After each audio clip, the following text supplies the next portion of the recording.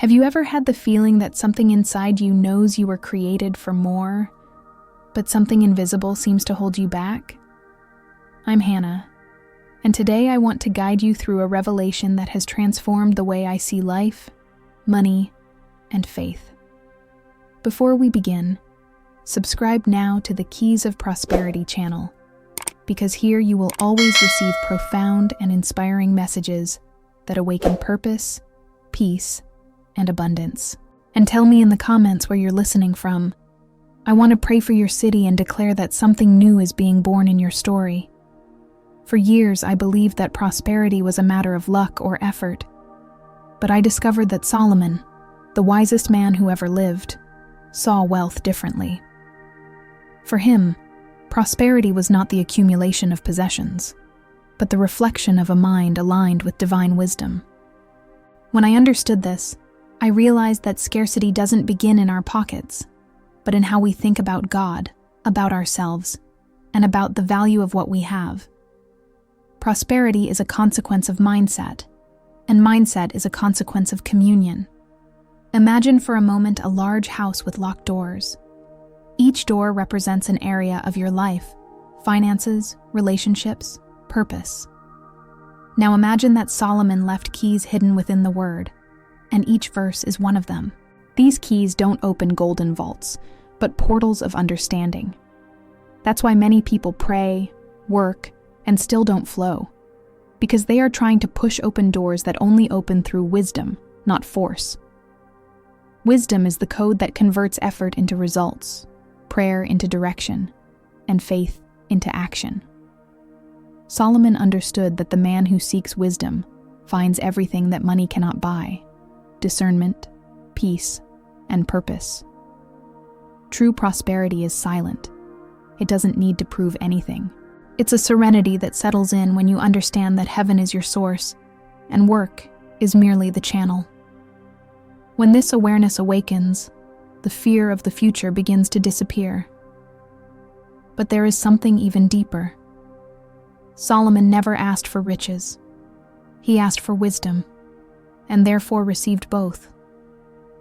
God answered his request, saying, "Because you did not ask for gold or power, but for understanding, I will give you what you asked for, and also what you did not ask for." This is the secret that many ignore. Money is attracted by a wise mind, not by the anxiety of possessing. That is why some prosper with little, while others, even with much, live in want. Everything changes when we understand that prosperity is an extension of God's presence in our decisions. When He guides our thoughts, He also guides our flow. It is at this point that the fear of scarcity dissolves, and the heart begins to trust that there is a divine order sustaining every detail of life. Solomon discovered this early on, and it is this wisdom that heaven wants to reactivate within you today. And before we move on, I want to extend a special invitation to you. Discover Reprogram a Mind. It's 7 days of guided audio lessons to reprogram your mind and align your consciousness with biblical prosperity. It's like watering the soil of your spirit with faith and wisdom. The link is in the pinned comment. And now, take a deep breath. In the next chapter, I will reveal Solomon's first code, the secret that separates those who live trying to prosper from those who learn to flow in the prosperity that comes from God. Solomon wrote in Proverbs 3:9, "Honor the Lord with your wealth and with the first fruits of all your produce." This isn't simply an instruction about money. It's a spiritual code about flow. To honor is to acknowledge the source. And while many struggle to hold on to what little they have, the wise learn that the secret to multiplication lies not in accumulating, but in releasing with purpose. God can never fill a closed heart, and that's why Solomon understood. What you give in faith doesn't leave your life. It only leaves your hands and enters the cycle of eternity. Honoring God means aligning your finances with gratitude. It means saying, "Lord, I know that every seed came from you." This awareness changes everything because it transforms obligation into privilege. When you honor, Heaven recognizes trust. And when heaven recognizes trust, it releases direction. Prosperity, then, ceases to be the result of human effort and becomes a consequence of divine flow. That's why many are held back, because they treat surrender as a loss, not as a spiritual investment. The kingdom doesn't multiply what is withheld by fear. It multiplies what is released with faith. Solomon understood early on that every time man puts God first, the universe reorganizes itself around that choice. It's like aligning the hands of a clock. When the center is right, time begins to flow perfectly. The same happens with financial life. When God is at the center, everything falls into place. Honoring is a way of saying to heaven, I trust in you more than in my finances. And this faith activates invisible miracles that logic cannot explain. But there is something more subtle and powerful here. Honoring is not limited to donations, tithes, or offerings. It's a mindset. It's how you treat what you already have, how you organize, plan, and give thanks. Honor manifests itself when you care for small things, as if they were great. That's how God tests the heart. Solomon knew that whoever is faithful in little attracts much, not by chance, but as a natural consequence of constancy. Imagine someone trying to fill a cracked vase. No matter how much they pour in, there will always be some loss. This is what happens when the mind hasn't been healed from the fear of scarcity. Honoring is what seals the invisible cracks in the soul and prepares the vessel to receive without waste. When you honor, the flow of money ceases to be an effort and becomes a consequence. Abundance doesn't run from those who serve with love. It pursues them. And perhaps that's why so many people feel they work too hard and reap too little, because they haven't yet understood that prospering is more spiritual than strategic. Solomon prospered because he first learned to obey, and only then to manage. Obedience opens doors that strategy keeps open, and that's the difference between blessed and fortunate. Affirmations for a new One depends on awareness. chance, the other lives with purpose. Now, close your eyes for a moment and imagine the scene. God observing how you deal with what you already have. Would he see gratitude or anxiety? Surrender or control? Because it is there, in that invisible space, that the harvest is decided.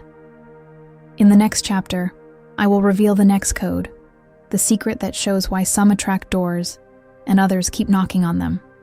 And it all starts with what you say. Solomon wrote in Proverbs 18:21, "Death and life are in the power of the tongue, and those who love it will eat its fruit." This is not a metaphor. It is a spiritual law. Every word that comes out of your mouth creates an environment. Some words build paths, others raise invisible walls, and that is why so many people live in cycles of scarcity. Because without realizing it, they decree every day that nothing works out, that everything is difficult, that they were not born to prosper. The spiritual world does not judge what you say. It only executes what you declare with conviction. Solomon understood that the mouth is man's most powerful instrument. It can bless or curse, liberate or imprison. When you speak with faith, you authorize heaven to act. When you speak with fear, you legitimize chaos to remain. That is why prayer has so much power, because it is the union between faith and voice. But the same power that builds miracles can also sustain prisons when used without wisdom. Therefore, all prosperity begins with a tongue educated by faith. Think about it. How many times have you asked for blessings, and on the same day, negated your request with words of doubt? Each negative word is like saying to heaven, "I don't trust." And this distrust, even unconscious, blocks the flow. The secret lies in aligning your speech with your purpose. When you begin to speak as someone who has already won, the universe organizes itself to confirm what your voice proclaims. Faith speaks before seeing. It is the sound of trust that opens portals of provision. Language is a seed. Words spoken with faith germinate, grow, and bear fruit. But words spoken in despair create shadows, fear, and delay. Solomon knew that every harvest begins in the mouth.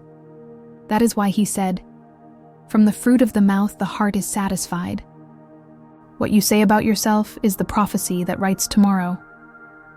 Prosperity manifests when your mouth becomes an accomplice to your destiny, not to your doubt. God gave man the power to name things, and since Eden, that power has never been taken away. You name your future every day. When you say, I can, I am capable, I am thriving, you release spiritual frequencies that attract the structure to sustain those words. And the opposite is also true. Words are molds, and the physical world merely fills the shape that your voice draws. Now breathe and notice. What has been coming out of your mouth lately? What kind of atmosphere have you been creating around yourself? Heaven is ready to confirm your faith, but it cannot act when your own voice contradicts your prayers. Solomon shows us that prospering is an exercise in consistency, thinking, feeling, and speaking in alignment with the promise. And in the next chapter, I want to guide you to the next code, the one that transforms words into movement, the practice of action guided by faith. It's the point where speech meets deed, and where the invisible begins to become tangible. Prepare yourself, because this is the key that separates those who merely believe from those who truly manifest. Solomon wrote in Proverbs 14:23, "All labor brings profit, but mere talk leads to poverty." This is one of the most practical and, at the same time, most spiritual lessons he left us. Because prospering is not just declaring, it's acting with purpose. Faith opens doors, but it is action that crosses the threshold. Many believe that miracles come from heaven, and they do, but heaven only delivers to those who are ready to sustain what they have asked for. True faith is not passive, it is constant movement toward the promise. Solomon viewed work as an expression of worship. Every act of excellence was a way of honoring God. Therefore, he did not separate spirituality from productivity. For him, both were part of the same divine mechanism. When you give your best, even without applause, you are saying, "Lord, I trust that this has a purpose." And heaven always responds to silent excellence because it is a sign of spiritual maturity. Prosperity is the fruit of those who work with faith, and faith is the fruit of those who work with purpose. Those who wait to feel motivated to act rarely get anywhere, but those who understand that obedience precedes emotion, they experience miracles. Solomon never said, "Whoever feels prospers," but "whoever acts wisely prospers." The universe aligns with the diligent, not the hesitant. Because every step taken with faith generates movement in the invisible. And this movement, sustained by constancy, creates paths where before there was only desert. Imagine a farmer who plants today and tomorrow digs up the seeds to see if they've sprouted. That's a portrait of modern impatience. Solomon teaches us the opposite. Plant, trust, and wait for the right time for the harvest. Work born of anxiety wears out. Work born of faith multiplies. God doesn't rush processes. He ripens the fruit. The secret isn't doing everything quickly. It's doing everything with purpose and patience. But there's another point. Work only brings peace when it stems from balance. Working without direction is activism. Working with purpose is worship. Many lose their souls seeking sustenance, when sustenance was already promised to those who seek the kingdom first. That's why Solomon said, "Better is a handful with quietness than both hands full with toil and affliction." Prosperity is not excess, it is fullness.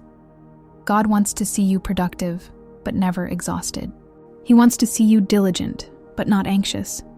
Balance is the mark of the wise. Solomon prospered because he understood that each day is a seed in the field of time, and that every effort guided by purpose brings a return. If not immediate, it will be inevitable. Working wisely is the greatest act of faith that exists, because it is saying, "Even without seeing, I continue to believe and to act." And now, I want to lead you to a point where mind and spirit unite, the guided practice of prophetic declarations. It's the moment when you stop merely listening and begin to decree, with authority, the transformation you want to experience. In the next chapter, get ready. You will feel the power of heaven moving through your own voice. Close your eyes for a moment and just breathe. Feel God's presence resting upon you like a gentle breeze. This is the moment when the invisible begins to become real. Your words are now seeds, and the soil is your mind. I want you to repeat after me, aloud, with faith and surrender. Because when your mouth agrees with heaven, the impossible begins to align. Say with me, I now release all belief in scarcity that once dwelt within me. I reconcile myself with money, understanding that it is a tool and not a master. My mind is fertile, and everything I plant in faith flourishes in abundance. I am worthy to prosper, because I was created in the image of the Creator. I now release all belief in scarcity that once dwelt within me. I reconcile myself with money, understanding that it is a tool and not a master. My mind is fertile, and everything I plant in faith flourishes in abundance. I am worthy to prosper, because I was created in the image of the Creator. With each phrase, imagine chains falling, doors opening, paths being illuminated. The power that sustains the universe now dwells in your words. I am not afraid of tomorrow, because God is already there. I am diligent, wise, and guided by divine principles. My work is a form of worship, and therefore everything I do prospers. Money serves me, and through it I bless people and fulfill greater purposes. I am not afraid of tomorrow, because God is already there. I am diligent, wise, and guided by divine principles. My work is a form of worship, and therefore everything I do prospers. Money serves me, and through it I bless people and fulfill greater purposes. Now visualize a golden light surrounding you. It is God's favor. Repeat. Everything I need flows to me in perfect timing. I am grateful for the little, and therefore I am being prepared for much. I lack nothing, for the Lord is my shepherd. Everything I need flows to me in perfect timing. I am grateful for the little, and therefore I am being prepared for much. I lack nothing, for the Lord is my shepherd. Feel the certainty that something has been activated within you. I don't chase blessings. I become compatible with them. My heart is free from fear, and my mind is a temple of wisdom. Abundance recognizes me, because I carry God's signature within me. I thrive in peace, with purpose and gratitude. I don't chase blessings. I become compatible with them. My heart is free from fear, and my mind is a temple of wisdom. Abundance recognizes me, because I carry God's signature within me. I thrive in peace, with purpose and gratitude. Breathe, and hold on to that feeling. This is the beginning of your new frequency. Heaven has heard you. And if you wish to continue this journey daily, in a guided way, I want to invite you to learn about Reprogram a Mind. It's 7 days of audio that combine neuroscience and biblical wisdom to reprogram the mind and align faith with the purpose of abundance. The link is pinned in the comments. It's your next natural step.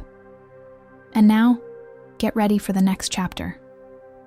Because Solomon, Paul, and Jesus are going to show you the triangle of spiritual prosperity, the point where wisdom, freedom, and purpose come together to create a fulfilling life. What follows may be the missing piece on your path to prosperity. There are 3 men in the Bible who reveal the foundations of complete prosperity: Solomon, Paul, and Jesus. 3 different visions of the same purpose: to live in abundance without being enslaved by it. Solomon represents wisdom and strategy. Paul symbolizes inner freedom, and Jesus is the very balance between purpose and multiplication. When you unite the 3, you discover that prospering is not just about conquering, but about remaining whole while everything grows around you. This is the secret the world seeks, but only the Spirit can reveal. Solomon teaches that all prosperity begins in a mind organized by divine wisdom. In Proverbs 21:5, he says, "The plans of the diligent lead to abundance, but haste leads to poverty." Wisdom prepares the way before the blessing arrives. God does not deliver a harvest to those who have not yet prepared their barns. Organization is spiritual because it reflects honor. To plan is to say, "Lord, I trust so much in your provision that I am already preparing to receive it." Prosperity is not a coincidence. It is a consequence. Paul, on the other hand, reveals that true wealth is not external, but internal. In Philippians 4:11, he declares, "I have learned to be content, whatever the circumstances." This is the freedom that no money can buy. He understood that a balanced soul is the soil where prosperity flourishes without generating vanity. He who masters his inner self is not shaken by external fluctuations. Paul's abundance was not material. It was spiritual, emotional, and eternal. He proved that peace is man's greatest treasure. And then comes Jesus, the perfect model of purpose and detachment. He never lived in want, but neither did he ever bow to the power of gold. He multiplied what he had, but always for the benefit of others. When he fed multitudes with a few loaves of bread, he was not only showing power, but revealing the eternal principle of multiplication with purpose. To prosper without purpose is waste. To prosper in order to serve is a legacy. Money in the wrong hands is prison. In the right hands, it is liberation. Solomon thought with wisdom, Paul felt with contentment, and Jesus acted with compassion. This is the triad of divine prosperity. When your mind, heart, and hands are aligned, the flow becomes continuous. Prosperity is not a destination. It is a state of harmony between the spiritual and the material. When you live like this, it is not money that moves you. It is purpose that guides you. But there is a dangerous boundary between prospering and being lost. It is the subtle line where blessing becomes an idol and gift becomes a prison. This is the point Jesus most warned against, and which Solomon experienced with tears. Wealth without wisdom becomes a burden, and faith without detachment, an illusion. And that is precisely the theme of the next chapter, the most silent and decisive test of all, the love of money. Get ready. In the next chapter, I'll show you the final code, the one that decides whether prosperity will be a blessing or a curse, liberation or captivity. What comes next is the dividing line between possessing and being possessed. There is a point where even the wisest stumble, the point where money ceases to be a tool and takes the throne. Solomon, at the height of his glory, faced this silent test. He had everything, and to help you solidify this but when transformation, he turned his heart I've away prepared from a practical purpose, tool, he lost his Reprogram peace. Mind, affirmations for In new 1 Timothy awareness. 6:10, It's a Paul reveals the reason. The love of money is the root of all evil. The problem was never gold, but the place it occupies in the soul. Money is not the villain, it is a mirror. It merely reflects who governs your heart. There are people who have little, but live trapped in the fear of lacking. Others have much, but remain empty. The idol of money is not revealed in the bank balance, but in the decisions. When you accept humiliation for status, sacrifice your peace for accumulation, or place work above communion with God, something is out of balance. Prospering without purpose is like drinking seawater. The more you consume, the thirstier you become. It's an illusion the enemy uses to distract God's children from the true flow of abundance. Jesus never condemned money, but warned against the subtle idolatry of control. In Matthew 6:24, he said, "No one can serve two masters." Serving money is living in constant anxiety. Serving God is living in eternal trust. And the curious thing is that when you surrender control to the Creator, money begins to follow you. Prosperity is a consequence of surrender, not obsession. Control is heavy, trust is light. Solomon realized too late that the heart is more valuable than any treasure. Man can conquer empires, but if he loses his essence, he loses everything. That is why God never asks for money itself. He asks for the throne. When He is the center, gold arranges itself around Him. True financial freedom comes not from possessing, but from not being possessed. Money is a faithful servant to those who govern with wisdom, but a cruel tyrant to those who kneel before it. Now look inside and ask yourself, what does money represent to me? Security or mission? If it's security, you're still trapped. If it's mission, you're already free. Because money only has power where it finds fear. When the mind is guided by love and faith, money loses its hold. It begins to flow naturally, fulfilling the role it has always had, to serve, multiply, and bless. If this message is touching something deep within you, write Amen in the comments now. Publicly declare that the throne of your heart belongs to God. This simple act is a spiritual key. When you take your stand, heaven responds. And if you haven't signed up yet, now is the time.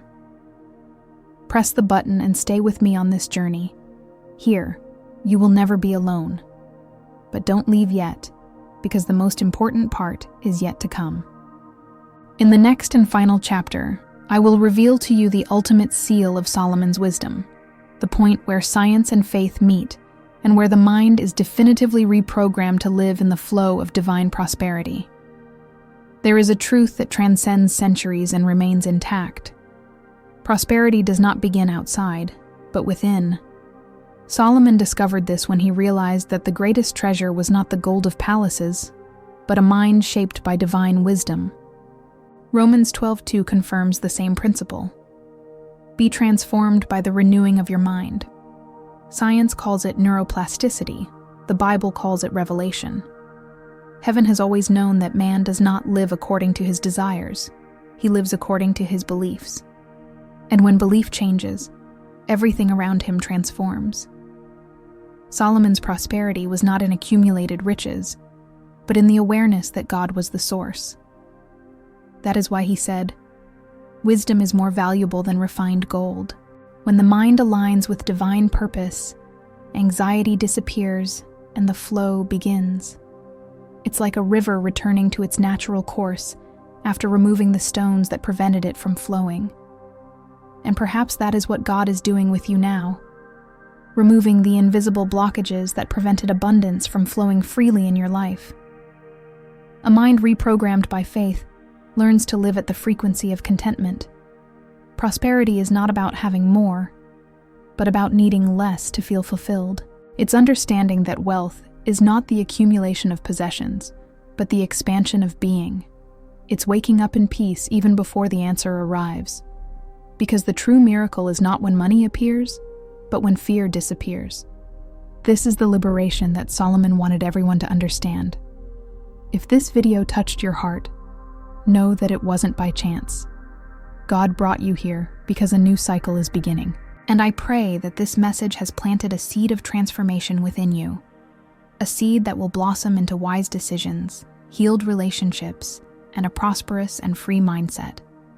Remember, what began as inspiration today will be confirmed tomorrow. And if you wish to continue this journey in a profound and daily way, I lovingly invite you to learn about Reprogram a Mind. It's a 7-day guided audio program that combines science and biblical wisdom to reprogram your mind and awaken your awareness of divine abundance. The link is pinned in the comments. It's your next step of faith, and heaven will honor you for it. I thank you from the bottom of my heart for walking with me this far. Your presence is a blessing. This community grows because each of you chooses to evolve spiritually alongside me.